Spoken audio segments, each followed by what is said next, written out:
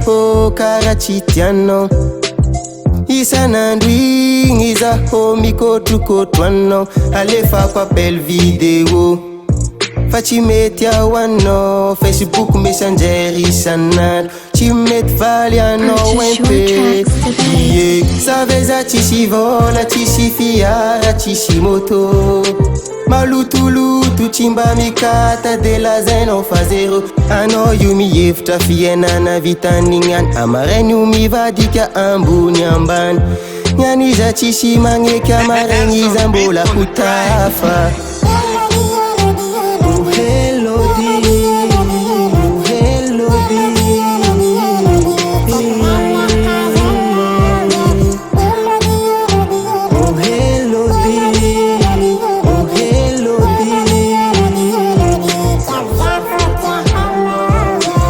Isanandro za miteny anao hoe za mankatia anao io. Kara tsy jirenao feky zegny zay raha volagniko aminao.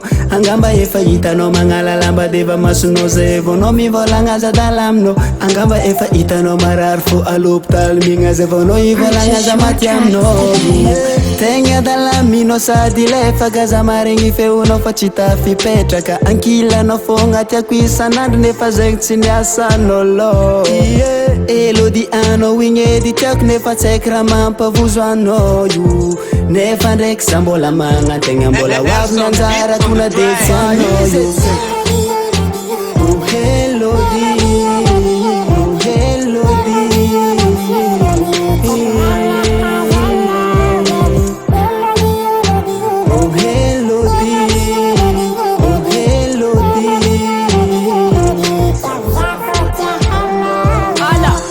Letsika koragny efa vita, efa eko fa tô tsisy fika. Tambitamby zambanagna mia, fa le foko tsy niraisina. Fiangaviagna nina taminao, fa le izy tsy mety aminao. Efa igny mo sitraponao, iza afaza kwa tsy tianao.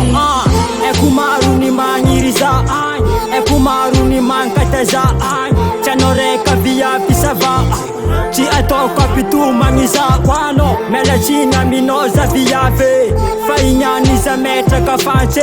Ratsiratsy ny agnatinao la, fa nahazo anao za fa nipa.